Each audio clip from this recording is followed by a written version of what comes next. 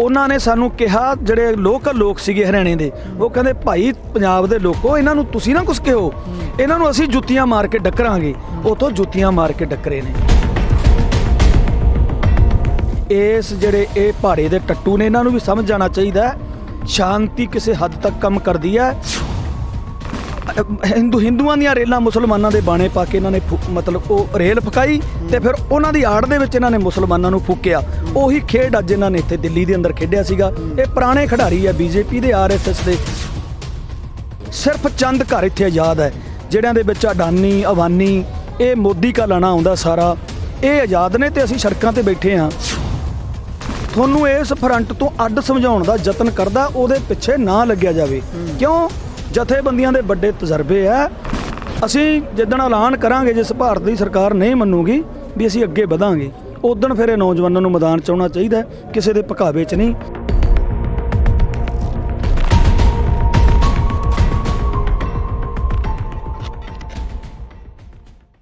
ਕਿਸਾਨੀ ਅੰਦੋਲਨ ਚੱਲ ਰਿਹਾ ਹੈ। ਕਿਸਾਨ ਦਿੱਲੀ ਦੀਆਂ ਸਰਹੱਦਾਂ ਤੇ ਡਟੇ ਹੋਏ ਨੇ ਖੇਤੀ ਕਾਨੂੰਨਾਂ ਦੇ ਵਿਰੋਧ ਵਿੱਚ। ਸੈਂਟਰ ਸਰਕਾਰ ਵੱਲੋਂ ਨਾਕਾਮ ਕੋਸ਼ਿਸ਼ਾਂ ਕੀਤੀਆਂ ਜਾਂਦੀਆਂ ਨੇ ਕਿਸਾਨਾਂ ਨੂੰ ਇੱਥੋਂ ਵਾਪਸ ਭੇਜਣ ਲਈ, ਇਹ ਅੰਦੋਲਨ ਨੂੰ ਢਾਹ ਲਾਉਣ ਲਈ। ਸਾਡੇ ਨਾਲ ਕਿਸਾਨ ਆਗੂ ਨੇ, ਉਹਨਾਂ ਨਾਲ ਕਰਦੇ ਹਾਂ ਗੱਲ। ਉਹ ਕਿਸ ਤਰ੍ਹਾਂ ਦੇਖ ਰਹੇ ਨੇ ਅਤੇ 26 ਦਾ ਜੋ ਟਰੈਕਟਰ ਮਾਰਚ ਕੀਤਾ ਗਿਆ ਉਸ ਸੰਬੰਧੀ ਕਿੱਦਾਂ ਦੇ ਇਹਨਾਂ ਦੇ ਵਿਚਾਰ ਨੇ। ਸਤਿ ਸ਼੍ਰੀ ਅਕਾਲ ਜੀ। ਸਤਿ ਸ੍ਰੀ ਅਕਾਲ ਜੀ। ਕੀ ਨਾਮ ਹੈ ਜੀ? ਮੇਰਾ ਨਾਮ ਮਨਜੀਤ ਸਿੰਘ, ਭਾਰਤੀ ਕਿਸਾਨ ਯੂਨੀਅਨ ਏਕਤਾ ਗਰਾਹਾਂ, ਬਲਾਕ ਭੰਨੀਗੜ੍ਹ। ਕੀ ਲੱਗ ਰਿਹਾ ਜੀ ਸਰਕਾਰ ਦੇ ਜੋ ਮਨਸੂਬੇ ਨੇ, ਹੁਣ ਜਿੱਦਾਂ ਦੀਆਂ ਹਰਕਤਾਂ ਕੀਤੀਆਂ ਜਾ ਰਹੀਆਂ ਨੇ, ਕੀ ਕਹੇਂਗੇ ਉਹ? ਮਨਸੂਬੇ ਸਰਕਾਰ ਦੇ ਸਾਫ਼ ਹੋ ਚੁੱਕੇ ਨੇ ਲੋਕਾਂ ਦੇ ਮੂਹਰੇ ਜੀ। ਬਹੁਤ ਜਿਹਨੂੰ ਕਹਿ ਦਈਏ ਬਹੁਤ ਘਾਤਕ ਮਨਸੂਬਾ ਲੈ ਕੇ ਭਾਰਤ ਦੀ ਸਰਕਾਰ 26 ਤਰੀਕ ਵਾਲੇ ਦਿਨ ਜਿਹੜਾ ਸਰਕਾਰ ਨੇ ਆਪਣੇ ਹੱਥੀਂ ਆਪਣੇ ਬੰਦੇ ਭੇਜ ਕੇ ਇੱਕ ਬਹੁਤ ਰਾਸ਼ਟਰ ਦੇ ਝੰਡੇ ਦਾ ਅਪਮਾਨ ਕੀਤਾ। ਸਭ ਤੋਂ ਵੱਡੀ ਦੇਸ਼ ਧਰੋਹੀ ਇੱਥੇ ਦੀ ਸਰਕਾਰ ਨੇ ਦੇਸ਼ ਨਾਲ ਕੀਤੀ ਹੈ। ਉਹਦਾ ਜਿਹੜਾ ਮਨਸੂਬਾ ਸੀ ਸਾਰਾ ਲੋਕਾਂ ਦੇ ਸਾਹਮਣੇ ਆ ਚੁੱਕਿਆ ਹੈ, ਲੋਕ ਜਾਣ ਚੁੱਕੇ ਨੇ। ਉਸ ਤੋਂ ਬਾਅਦ ਇਸ ਗੱਲ ਨੂੰ ਭੜਕਾਵਾ ਦੇ ਕੇ, ਜਿਹੜੀ ਗੱਲ ਨੂੰ ਲੋਕ ਲੈ ਕੇ ਸੀਰੀਅਸ ਹੋ ਗਏ ਬਿਲਕੁਲ, ਪਰ ਇਹਨਾਂ ਨੇ ਕੁਝ ਟੁਕੜੀਆਂ ਤੋਂ ਇੱਥੇ ਸਿੰਘੂ ਬਾਰਡਰ ਤੇ ਹਮਲਾ ਕਰਾਉਣ ਦੀ ਕੋਸ਼ਿਸ਼ ਕੀਤੀ। ਇਸੇ ਗੱਲ ਨੂੰ ਮੱਦੇ ਨਜ਼ਰ ਰੱਖ ਕੇ ਭਾਰਤੀ ਕਿਸਾਨ ਯੂਨੀਅਨ ਏਕਤਾ ਗਰਾਹਾਂ ਨੇ ਕੱਲ੍ਹ ਇੱਕ ਫੈਸਲਾ ਲਿਆ ਵੀ ਵੱਡੀ ਗਿਣਤੀ ਦੇ ਵਿੱਚ ਉੱਥੋਂ ਜਿਹੜਾ ਵੱਡਾ ਕਾਫਲਾ ਹੈ, ਅਸੀਂ ਉਹ ਕੱਲ੍ਹ ਇੱਥੇ ਲੈ ਕੇ ਪਹੁੰਚੇ ਹਾਂ। ਘੱਟੋ ਘੱਟ 600-700 ਜਿਹੜਾ ਕਿਸਾਨ ਮਜ਼ਦੂਰ ਵੱਡਾ ਕਾਫਲਾ ਟਰਾਲੀਆਂ ਦਾ ਲੈ ਕੇ ਅਸੀਂ ਇੱਥੇ ਪਹੁੰਚੇ ਹਾਂ। ਵੱਡੀ ਗੱਲ ਇਹ ਹੈ ਵੀ ਪੰਜਾਬ ਦੇ ਲੋਕਾਂ ਨੇ, ਹਰਿਆਣੇ ਦੇ ਲੋਕਾਂ ਨੇ, ਰਾਜਸਥਾਨ ਦੇ ਨੇ, ਯੂਪੀ ਦੇ ਨੇ, ਪੂਰਨ ਤੌਰ ਤੇ ਜਿਹੜਾ ਸਰਕਾਰੀ ਸਿਸਟਮ ਸੀ ਸਾਰਾ ਉਹ ਸਮਝ ਲਿਆ। ਉਸ ਨੂੰ ਲੈ ਕੇ ਬਹੁਤ ਗੰਭੀਰਤਾ ਨਾਲ, ਜਿਵੇਂ ਉਧਰ ਸ਼ਾਰਜਾ ਬਾਰਡਰ ਤੇ ਹੋਇਆ ਸਾਰੀਆਂ ਹਰਕਤਾਂ, ਸਾਰੇ ਬਾਰਡਰਾਂ ਤੇ ਰਾਤ ਨੂੰ ਇਹ ਪਹਿਰੇਦਾਰੀ ਵਧਾ ਦੇਣੀ, ਇਹ ਬਹੁਤ ਮਤਲਬ ਵਧਾਈ ਦੇ ਪਾਤਰ ਨੇ। ਲੋਕ ਜਾਣ ਚੁੱਕੇ ਨੇ। ਸਰਕਾਰ ਨੂੰ ਵੀ ਜਾਣ ਲੈਣਾ ਚਾਹੀਦਾ ਹੈ ਜਿਹੜਾ ਕੰਮ ਸਰਕਾਰ ਨੇ ਕੀਤਾ। ਸਰਕਾਰ ਇਸ ਕੰਮਾਂ ਤੋਂ ਆਵਾਜ਼ ਆਵੇ। ਸਰਕਾਰਾਂ ਆਪਦੇ ਦੇਸ਼ ਨਾਲ ਗਦਾਰੀ ਨਹੀਂ ਕਰਦੀਆਂ ਹੁੰਦੀਆਂ। ਸਰਕਾਰਾਂ ਇੱਕ ਚੰਗਾ ਦੇਸ਼ ਚਲਾਉਂਦੀਆਂ, ਲੋਕਾਂ ਨੂੰ ਸੰਭਾਲ ਕੇ ਰੱਖਦੀਆਂ। ਅੱਜ 4 ਮਹੀਨਿਆਂ ਤੋਂ ਲੈ ਕੇ ਦੇਸ਼ ਦਾ ਕਿਸਾਨ ਮਜ਼ਦੂਰ ਸਾਰਾ ਵਰਗ ਸੜਕਾਂ ਤੇ ਉੱਤੇ ਬੈਠੇ ਹੈ, ਟੈਂਟ ਲਾਈ ਬੈਠੇ, ਉਹਨਾਂ ਤੇ ਗੁੰਡਿਆਂ ਤੋਂ ਹਮਲੇ ਕਰਾਉਣ ਤੇ ਉਤਰੀ ਹੋਈ ਹੈ। ਇੱਕ ਉਹਨਾਂ ਦੇ ਮਸਲੇ ਹੱਲ ਨਹੀਂ, ਸਮਾਂ ਹੋਰ ਮਸਲੇ ਨੂੰ ਗੰਭੀਰ ਕਰਨ ਵਾਸਤੇ ਉਹ ਸਾਰੀਆਂ ਜਿਹੜੀਆਂ ਇਹਨਾਂ ਦੀਆਂ ਸਾਜ਼ਾਂ ਨੇ ਉਹ ਆਪਾਂ ਸਾਰੀਆਂ ਭੰਗ ਕੀਤੀਆਂ ਤੇ ਕਰਨਗੇ। ਵੱਡੇ ਕਾਫਲੇ ਨੇ ਜਿਹੜੇ ਪੰਜਾਬ ਹਰਿਆਣੇ 'ਚੋਂ ਆ ਰਹੇ ਨੇ। ਕਿਸੇ ਪਾਸਿਓਂ ਵੀ ਮੈਂ ਇਸ ਸੋਸ਼ਲ ਮੀਡੀਆ ਰਾਹੀਂ ਲੋਕਾਂ ਨੂੰ ਕਹਿਣਾ ਚਾਹੁੰਦਾ ਵੀ ਘਬਰਾਉਣ ਦੀ ਲੋੜ ਨਹੀਂ। ਜਿਹੜਾ ਗੋਦੀ ਮੀਡੀਆ ਹੈ ਇਹ ਤੋਂ ਖਾਸ ਕਰਕੇ ਬਚੋ। ਇਹ ਕਹਿੰਦਾ ਸੀ ਫਲਾਣਾ ਨਾਕਾ ਚਕਾਤਾ, ਧਿਕੜਾ ਨਾਕਾ ਚਕਾਤਾ। ਤੁਸੀਂ ਨਾਕਿਆਂ ਤੇ ਤਾਂ ਆ ਕੇ ਦੇਖੋ ਕੀ ਰੰਗ ਵੱਜ ਗਿਆ। ਟਿੱਕਰੀ ਬਾਰਡਰ ਤੇ ਇਹਨਾਂ ਦੇ ਗੁੰਡਿਆਂ ਦਾ ਜਿਹੜਾ ਜਥਾ ਆਇਆ ਸੀ, ਉਹਨਾਂ ਨੇ ਸਾਨੂੰ ਕਿਹਾ, ਜਿਹੜੇ ਲੋਕਲ ਲੋਕ ਸੀਗੇ ਹਰਿਆਣੇ ਦੇ, ਉਹ ਕਹਿੰਦੇ ਭਾਈ ਪੰਜਾਬ ਦੇ ਲੋਕੋ ਇਹਨਾਂ ਨੂੰ ਤੁਸੀਂ ਨਾ ਕੁਛ ਕਹੋ, ਇਹਨਾਂ ਨੂੰ ਅਸੀਂ ਜੁੱਤੀਆਂ ਮਾਰ ਕੇ ਡੱਕਰਾਂਗੇ। ਉੱਥੋਂ ਜੁੱਤੀਆਂ ਮਾਰ ਕੇ ਡੱਕਰੇ ਨੇ। ਇਸ ਕਰਕੇ ਇਸ ਜਿਹੜੇ ਇਹ ਪਹਾੜੇ ਦੇ ਟੱਟੂ ਨੇ, ਇਹਨਾਂ ਨੂੰ ਵੀ ਸਮਝ ਜਾਣਾ ਚਾਹੀਦਾ ਸ਼ਾਂਤੀ ਕਿਸੇ ਹੱਦ ਤੱਕ ਕੰਮ ਕਰਦੀ ਹੈ। ਬੜੇ ਤਰੀਕੇ ਨਾਲ ਸ਼ਾਂਤਮਈ ਜਿਹੜਾ ਸੰਘਰਸ਼ ਚੱਲ ਰਿਹਾ ਹੈ, ਇਹਨੂੰ ਭੰਗ ਕਰਨ ਦੀ ਕੋਸ਼ਿਸ਼ ਨਾ ਕਰੋ। ਇਹ ਸੰਘਰਸ਼ ਹੈ ਜਿਹੜਾ 26 ਤਰੀਕ ਤੋਂ ਬਾਅਦ ਹੋਰ ਜਵਾਨ ਹੋ ਚੁੱਕਿਆ ਹੈ, ਇਹ ਬਿਲਕੁਲ ਜਿੱਤ ਕੇ ਨਿਕਲੂਗਾ ਜੀ। ਕੱਲ ਜਦੋਂ ਤੁਸੀਂ ਉਧਰੋਂ ਚੱਲੇ ਹੋ, ਤੁਹਾਡਾ ਵੀ ਰਸਤਾ ਰੋਕਿਆ ਗਿਆ, ਰਸਤੇ ਦੇ ਵਿੱਚ ਬੈਰੀਗੇਟਿੰਗ ਕੀਤੀ ਗਈ, ਕਿੱਦਾਂ ਤੁਸੀਂ ਫਿਰ ਕਿੱਦਾਂ ਪਹੁੰਚੇ ਇੱਥੇ ਤੱਕ? ਉਹ ਰਸਤਾ ਬਿਲਕੁਲ ਖਾਲੀ ਸੀਗਾ। ਜਦੋਂ ਇਹਨਾਂ ਨੂੰ ਪਤਾ ਲੱਗਿਆ ਵੀ ਵੱਡਾ ਕਾਫਲਾ ਇੱਕ ਸਿੰਘੂ ਠੀਕਰੀ ਬਾਰਡਰ ਤੋਂ ਸਿੰਘੂ ਬਾਰਡਰ ਨੂੰ ਚੱਲਿਆ, ਫਟਾਫਟ ਪੁਲਿਸ ਨੇ ਬੈਰੀਗੇਟ ਕਰਕੇ ਉਹ ਰਸਤਾ ਬੰਦ ਕੀਤਾ। ਜਦੋਂ ਅਸੀਂ ਗੱਲ ਕਰਨ ਵਾਸਤੇ 5-7 ਬੰਦੇ ਅੱਗੇ ਵਧੇ ਹਾਂ ਤਾਂ ਜਿਹੜੀ ਪੁਲਿਸ ਦਾ ਰਵੱਈਆ ਸੀ ਬਹੁਤ ਘਾਤਕ ਸੀਗਾ, ਬਹੁਤ ਮਾੜਾ ਸੀਗਾ। ਉਹਨਾਂ ਦਾ ਗੁੰਡਿਆਂ ਨਾਲੋਂ ਵੀ ਜ਼ਿਆਦਾ ਮਾੜਾ ਰਵੱਈਆ ਖਰਾਬ ਸੀਗਾ। ਉਹ ਗੱਲ ਕਰਨ ਨੂੰ ਤਿਆਰ ਨਹੀਂ ਸੀ, ਸਾਨੂੰ ਮੂਹਰੋਂ ਸਮਾਂ ਪੁੱਠਾ ਸਿੱਧਾ ਬੋਲ ਕੇ ਵਾਪਸ ਹੋਣ ਲਈ ਕਹਿੰਦੇ ਤੇ, ਪਰ ਅਸੀਂ ਫੌਰੀ ਤੌਰ ਤੇ ਆਪਣੀ ਆਗੂ ਟੀਮ ਨਾਲ ਰਾਏ ਲਾ ਕੇ ਉਸ ਰਸਤੇ ਤੋਂ ਦੂਜੇ ਰਸਤੇ ਆ ਕੇ ਅਸੀਂ ਸਿੰਘੂ ਬਾਰਡਰ ਪਹੁੰਚੇ ਹਾਂ। ਕਿਉਂ? ਸਾਡਾ ਮਤਲਬ ਨਹੀਂ ਬਣਦਾ ਸੀਗਾ ਅਸੀਂ ਉੱਥੇ ਟਕਰਾਅ 'ਚ ਪੈ ਜਾਈਏ, ਇੱਥੇ ਵੀ ਉਹ ਨੁਕਸਾਨ ਕਰ ਦੇਣ ਤੇ ਸਾਡੇ ਕਿਸਾਨਾਂ ਦਾ ਉੱਥੇ ਵੀ ਨੁਕਸਾਨ ਕਰ ਦੇਣ। ਅਸੀਂ ਇੱਥੇ ਮਤਲਬ ਪਹੁੰਚਣਾ ਸੀਗਾ। ਉਹ ਰਾਤ ਅਸੀਂ ਲਗਭਗ 10 ਕੁ ਵਜੇ ਉਸ ਬਾਰਡਰ ਤੋਂ ਕਿਨਾਰਾ ਕਰਕੇ ਇੱਥੇ ਪਹੁੰਚੇ ਹਾਂ। ਪਰ ਦੇਸ਼ ਦੇ ਸਾਹਮਣੇ ਇਸ ਭਾਜਪਾ ਦਾ, RSS ਦਾ, ਇੱਥੇ ਦੀ ਸਰਕਾਰ ਦਾ, ਇੱਥੇ ਦੇ ਪ੍ਰਸ਼ਾਸਨ ਦਾ ਬਿਲਕੁਲ ਚਿਹਰਾ ਨੰਗਾ ਹੋਇਆ। ਕਿਵੇਂ ਦੇਸ਼ ਨੂੰ ਜਾਣੀ ਕਿ ਇਹਨਾਂ ਨੇ ਮਤਲਬ ਦੇਸ਼ ਨੂੰ ਕਿਵੇਂ ਵੰਡਣ ਦੀ ਕੋਸ਼ਿਸ਼ ਤੇ ਕਿਵੇਂ ਲੜਾਉਣ ਦੀ ਕੋਸ਼ਿਸ਼ ਕਰ ਰੱਖੀ ਹੈ, ਇਹਦੇ ਉੱਤੇ ਸਾਡਾ ਭਾਈਚਾਰਾ ਬਿਲਕੁਲ ਸਮਝ ਚੁੱਕਿਆ ਹੈ। ਅੱਜ ਇਸ ਬਾਰਡਰ ਤੇ ਵੀ ਬਹੁਤ ਵੱਡੀ ਗਿਣਤੀ 'ਚ ਹਰਿਆਣੇ ਦੇ ਸਾਡੇ ਭਾਈ ਪਹੁੰਚੇ ਹੈ, ਯੂਪੀ ਤੋਂ ਪਹੁੰਚੇ ਹੈ।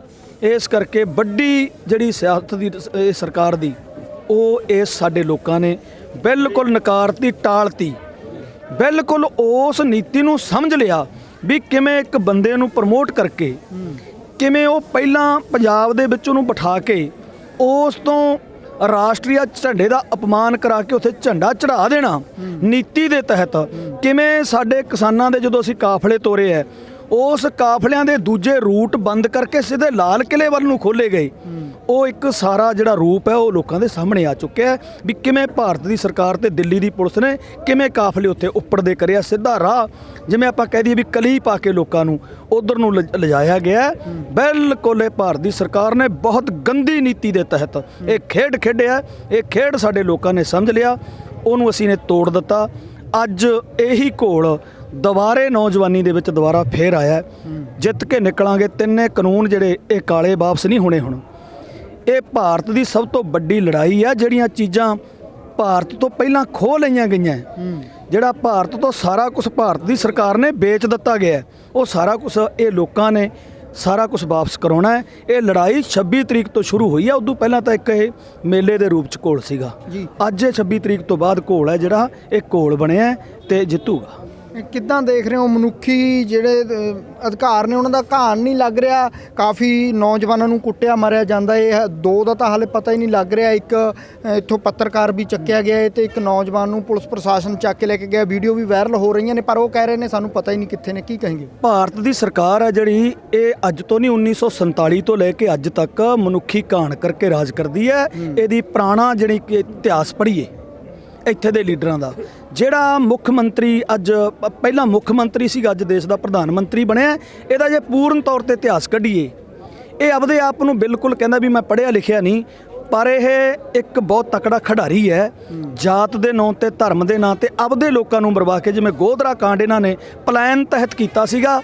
ਮੁਸਲਮਾਨਾਂ ਦੀਆਂ ਰੇਲਾਂ, ਹਿੰਦੂਆਂ ਦੀਆਂ ਰੇਲਾਂ ਮੁਸਲਮਾਨਾਂ ਦੇ ਬਾਣੇ ਪਾ ਕੇ ਇਹਨਾਂ ਨੇ ਮਤਲਬ ਉਹ ਰੇਲ ਫਕਾਈ ਤੇ ਫਿਰ ਉਹਨਾਂ ਦੀ ਆੜ ਦੇ ਵਿੱਚ ਇਹਨਾਂ ਨੇ ਮੁਸਲਮਾਨਾਂ ਨੂੰ ਫੂਕਿਆ।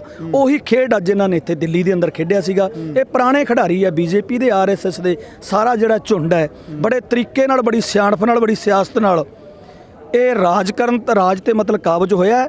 ਅੱਜ ਜਿਹੜਾ ਲੋਕਤੰਤਰ ਹੈ, ਜਿਹਨੂੰ ਲੋਕਤੰਤਰ ਕਹਿੰਦੇ ਆ, ਉਹ ਬਿਲਕੁਲ ਇਹਨਾਂ ਨੇ ਕਿਡਨੈਪ ਕਰ ਲਿਆ। ਅੱਜ ਲੋਕਤੰਤਰ ਨਹੀਂ, ਅੱਜ ਮਸ਼ੀਨੀ ਯੁੱਗ ਹੈ। ਮਸ਼ੀਨਰੀ ਦੇ ਤਹਿਤ ਇਹ ਪ੍ਰਧਾਨ ਮੰਤਰੀ ਬਣਿਆ। ਵੋਟਾਂ ਨਾਲ ਭਰਾਵੋ ਇਹ ਪ੍ਰਧਾਨ ਮੰਤਰੀ ਨਹੀਂ ਬਣਿਆ। ਅੱਜ ਦੇ ਸਾਡੇ ਲੋਕ ਬਿਲਕੁਲ ਇਹ ਗੱਲਾਂ ਸਮਝ ਚੁੱਕੇ ਆ। ਆਉਣ ਵਾਲਾ ਜਿਹੜਾ ਸਮਾਂ ਹੋਊਗਾ ਇਹੋ ਜਿਹੇ ਲੋਕਾਂ ਲਈ ਬਹੁਤ ਘਾਤਕ ਹੋਊਗਾ, ਕਿਉਂ ਸਾਡਾ ਬੱਚਾ ਹਰੇਕ ਵਰਗ ਇਸ ਗੱਲ ਨੂੰ ਸਮਝ ਚੁੱਕਿਆ, ਜਾਣ ਚੁੱਕਿਆ। ਸਾਡੀ ਨੌਜਵਾਨੀ ਪੜ੍ਹੀ ਲਿਖੀ ਹੈ, ਜਿਹੜਿਆਂ ਨੂੰ ਇਹ ਭੜਕਾਉਣ ਦੀ ਕੋਸ਼ਿਸ਼ ਕਰਦੇ ਸੀ, ਉਹਨਾਂ ਨੇ ਅੱਜ ਦੁਬਾਰਾ ਫੇਰ ਮੈਦਾਨ ਸਾਹਮਣੇ।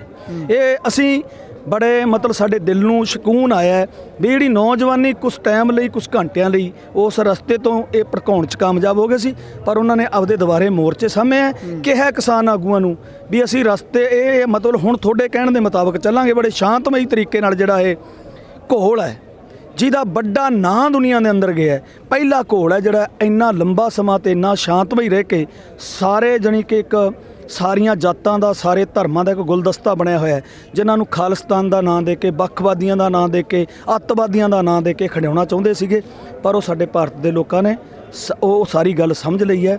ਅੱਜ ਸਾਰਾ ਭਾਈਚਾਰਾ ਸਾਡਾ ਇਕੱਠਾ ਹੈ। ਮੁਸਲਮਾਨ, ਹਿੰਦੂ, ਈਸਾਈ ਸਭ ਇੱਥੇ ਇੱਕ ਫਰੰਟ ਤੇ, ਇੱਕ ਮੰਚ ਤੇ ਪ੍ਰਸ਼ਾਦਾ ਛਕਦੇ ਆ, ਇੱਕ ਮੰਚਾਂ ਤੋਂ ਬੋਲਦੇ ਆ। ਕਿਸ ਤਰ੍ਹਾਂ ਦੇਖ ਰਹੇ ਹੋ ਜਿਹੜਾ ਗੋਦੀ ਮੀਡੀਆ ਉਸ ਵੱਲੋਂ ਪ੍ਰਚਾਰ ਕੀਤਾ ਜਾ ਰਿਹਾ, ਹਾਲਾਤ ਬਹੁਤ ਖਰਾਬ ਨੇ ਇਦਾਂ ਦਾ ਪਿੰਡਾਂ 'ਚ ਕਿਉਂਕਿ ਇੱਥੇ ਨੈੱਟ ਨਹੀਂ ਚੱਲ ਰਿਹਾ, ਟੀਵੀ ਰਾਹੀਂ ਜੋ ਖਬਰਾਂ ਚੱਲ ਰਹੀਆਂ ਨੇ ਉਹਨਾਂ 'ਚ ਕੂੜ ਪ੍ਰਚਾਰ ਚੱਲ ਰਿਹਾ ਹੈ, ਲੋਕਾਂ 'ਚ ਕਿਤੇ ਨਾ ਕਿਤੇ ਡਰ ਦਾ ਮਾਹੌਲ ਆ, ਉਹਨਾਂ ਨੂੰ ਕੀ ਅਪੀਲ ਕਰਨਗੇ?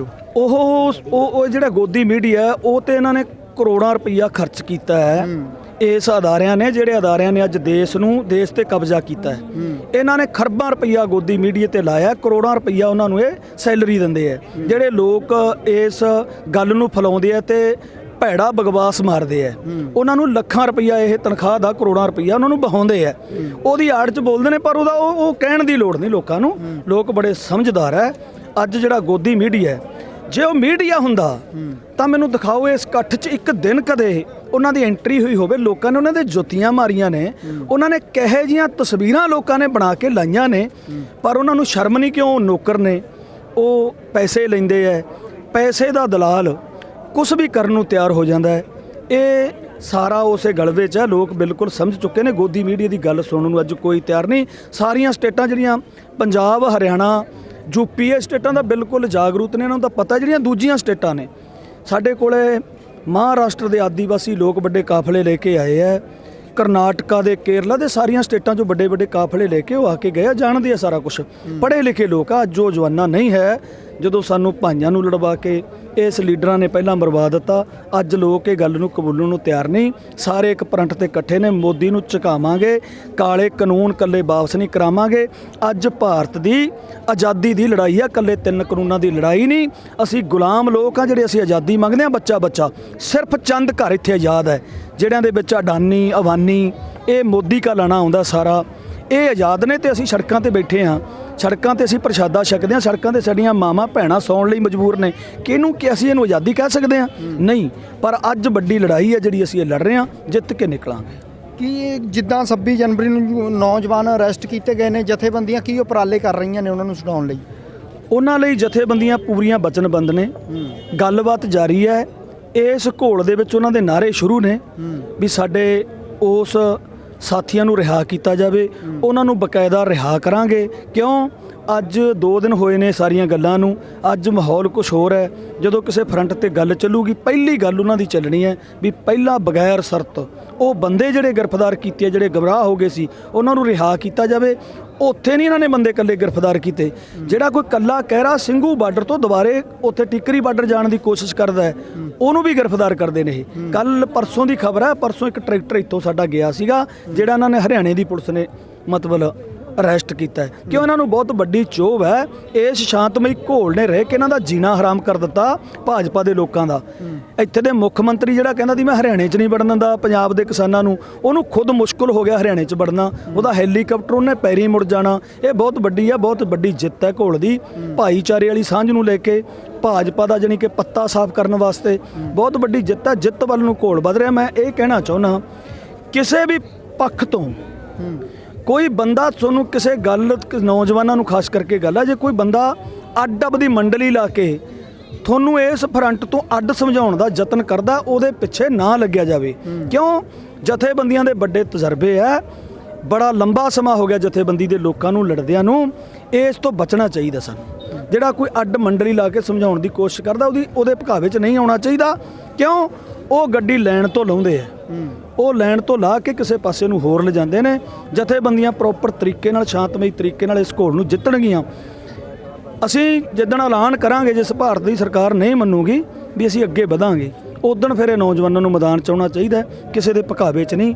ਬਿਲਕੁਲ ਦ੍ਰਿੜ ਇਰਾਦੇ ਨਾਲ, ਸ਼ਕਤੀ ਨਾਲ ਲੜਨਾ ਚਾਹੀਦਾ। ਸਾਨੂੰ ਬੜੇ ਸਮਝ ਤੋਂ ਕੰਮ ਲੈਣਾ ਚਾਹੀਦਾ। ਅੱਜ ਜਿਹੜਾ ਇਹ ਘੋਲ ਹੈ ਬਿਲਕੁਲ ਸਿਖਰਾਂ ਤੇ ਹੈ। ਜਿੱਤ ਦੇ ਕੋਲ ਲੱਗੇ ਹੋਏ ਆ, ਜਿੱਤ ਵੱਲ ਵਧੇ ਹੋਏ ਆ, ਜਿੱਤਾਂਗੇ। ਪ੍ਰਧਾਨ ਮੰਤਰੀ ਵੱਲੋਂ ਕਿਹਾ ਗਿਆ ਹੈ ਕਿ ਜਿੱਦਾਂ ਦਾ ਕਿਸਾਨ ਜਥੇਬੰਦੀਆਂ ਨੂੰ ਕਿਹਾ ਗਿਆ ਵੀ ਸੋਧ ਕਰ ਦਾਂਗੇ, ਉਸ ਸੰਬੰਧੀ ਅਸੀਂ ਅੱਜ ਵੀ ਤਿਆਰ ਹਾਂ। ਜੇ ਇੱਕ ਕਾਲ ਕਰਨ, ਅਸੀਂ ਉਸ ਤੇ ਗੱਲਬਾਤ ਕਰਨ ਲਈ ਤਿਆਰ ਹਾਂ। ਕੀ ਕहेंगे? ਉਹ ਕੱਲ੍ਹ ਦਾ ਬਿਆਨ ਆ ਉਹਨਾਂ ਦਾ। ਸੋਧ ਤਾਂ ਉਦੋਂ ਦੇ ਮਤਲਬ ਕਹਿੰਦੇ ਆ ਜਿੱਦਾਂ ਦੀਆਂ ਮੀਟਿੰਗਾਂ ਚੱਲਦੀਆਂ, ਪਹਿਲੇ ਦਿਨ ਤੋਂ ਦੂਜੀ ਮੀਟਿੰਗ 'ਚ, ਤੀਜੀ ਮੀਟਿੰਗ 'ਚ। ਕੀ ਲੱਗਦਾ ਹੈ ਬਈ ਇਦਾਂ ਦੇ ਜਿੱਦਾਂ ਹਾਲਾਤ ਬਣਾ ਕੇ ਲੱਗ ਰਿਹਾ ਵੀ ਕਿਸਾਨ ਜਥੇਬੰਦੀਆਂ ਨੂੰ ਡਰਾ ਕੇ ਉਹ ਮਨਾ ਲੈਣਗੇ ਵੀ ਸੋਧ ਤੇ ਉਹ ਮਨਾ ਲੈਣ? ਕਿਸਾਨ ਜਥੇਬੰਦੀਆਂ ਲੱਗ ਨਹੀਂ ਰਿਹਾ ਬਈ ਉਹਨਾਂ ਨੂੰ ਇਹ ਸੋਚਣੀ ਆ ਬਈ ਹੁਣ ਜਿੱਦਾਂ ਦੇ ਹਾਲਾਤ ਬਣੇ ਨੇ ਸ਼ਾਇਦ ਮੰਨ ਜਾਣ ਸੋਧ ਤੇ ਉਹ? ਜਥੇਬੰਦੀਆਂ ਦੇ ਜਿਹੜੇ ਆਗੂ ਨੇ, ਜਥੇਬੰਦੀਆਂ ਬੈਠੀਆਂ ਨੇ ਆ ਕੇ, ਜਥੇਬੰਦੀਆਂ ਨੂੰ ਕੋਈ ਭੁਲੇਖਾ ਨਹੀਂ ਵੀ ਸਰਕਾਰ ਇਕੱਲਾ ਬੈਠਣ ਨਾਲ ਮੰਨ ਜੂਗੀ। ਜਥੇਬੰਦੀਆਂ ਮੰਨ ਕੇ ਚੱਲੀਆਂ ਹੋਈਆਂ ਨੇ ਵੀ ਇੱਥੇ ਸਿਰ ਲੱਗਣਗੇ।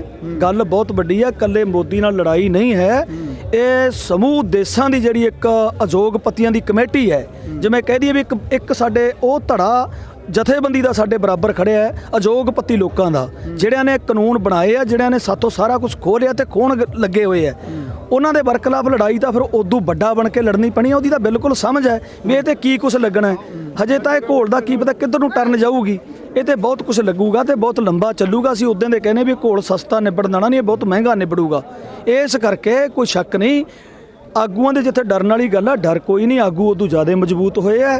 ਜਿਹੜੀ ਚਾਲ ਤੀ ਉਹ ਇਹਨਾਂ ਦੀ ਫੇਲ ਹੋ ਚੁੱਕੀ ਹੈ ਬਿਲਕੁਲ। ਸਰਕਾਰ ਦੇ ਮੂੰਹ ਤੇ ਲੋਕ ਥੁੱਕਦੇ ਆ ਵੀ ਤੁਸੀਂ ਆਪ ਇਹ ਕੀ ਕੰਮ ਕਰਾਤਾ। ਕਿਸੇ ਸਰਪੰਚ ਦੇ ਘਰੇ ਵੜਨਾ ਹੋਵੇ, ਉਹਦੇ ਕੋਲੇ ਰਫਲ ਹੋਵੇ, ਉਹਦੇ ਘਰੇ 1000 ਬੰਦਾ ਨਹੀਂ ਵੜ ਸਕਦਾ। ਇੱਥੇ ਲਾਲ ਕਿਲੇ ਤੇ ਉਸ ਦਿਨ, ਜਿਸ ਦਿਨ ਇੱਕ ਅੱਧਾ ਘੰਟਾ ਪਹਿਲਾਂ ਇਹ ਕਹਿ ਰਹੇ ਹੈ ਵੀ ਇੱਥੇ ਪ੍ਰਧਾਨ ਮੰਤਰੀ ਆਊਗੀ, ਚਿੜੀ ਫਰ ਨਹੀਂ ਮਾਰ ਸਕਦੀ। ਉਦੋਂ ਬਾਅਦ ਇਹਨਾਂ ਦਾ ਬੰਦਾ ਜਾਂਦਾ ਹੈ, ਉਹ ਝੰਡਾ ਚਾੜ ਦਿੰਦਾ, ਫਿਰ ਮੋਟਰਸਾਈਕਲ ਚੱਕਦਾ, ਉਹ ਫਿਰ ਚਲਿਆ ਜਾਂਦਾ ਹੈ। ਇਹ ਸਾਰੀਆਂ ਗੱਲਾਂ ਕੌਣ ਨਹੀਂ ਜਾਣਦਾ। ਇਹਨਾਂ ਦੀਆਂ ਨੀਤੀਆਂ ਜਿਹੜੀਆਂ ਸਮਝ ਚੁੱਕੇ ਆ ਲੋਕ। ਡਰਨ ਵਾਲੀ ਕੋਈ ਗੱਲ ਨਹੀਂ, ਜਥੇਬੰਦੀਆਂ ਨਾਲ ਡਰੀਆਂ ਨੇ। ਜਿਹੜਾ ਜਥੇਬੰਦਕ ਲੋਕ ਹੈ, ਜਿਹੜੇ ਸਰਕਾਰ ਦੇ ਬਰਖਲਾਫ ਲੜਦੇ ਹੈ, ਉਹਨਾਂ ਤੇ ਪਹਿਲਾਂ ਕਈ ਪਰਚੇ ਆ, ਕਈ ਸਾਲ ਉਹ ਅੰਦਰ ਰਹੇ ਹੈ। ਉਹਨਾਂ ਨੂੰ ਥਾਣਿਆਂ ਦੀ ਪਰਵਾਹ ਨਹੀਂ, ਉਹਨਾਂ ਨੂੰ ਸਜ਼ਾ ਦੀ ਪਰਵਾਹ ਨਹੀਂ, ਮਰਨ ਦੀ ਪਰਵਾਹ ਨਹੀਂ। ਹੋਰ ਤੀਜੀ ਗੱਲ ਦਾ ਡਰ ਹੀ ਕੋਈ ਨਹੀਂ ਹੁੰਦਾ ਬੰਦੇ ਨੂੰ। ਜਿਹੜੇ ਬੰਦੇ ਨੂੰ ਥਾਣੇ ਦਾ ਡਰ ਨਹੀਂ, ਜੇਲ੍ਹ ਦਾ ਡਰ ਨਹੀਂ, ਮਰਨ ਦਾ ਡਰ ਨਹੀਂ, ਉਦੋਂ ਬਾਅਦ ਫਿਰ ਹੋਰ ਕਿਹੜਾ ਡਰ ਹੈ ਜਿਹੜਾ ਉਹ ਉਸ ਨੂੰ ਡਰਾ ਦੂਗਾ।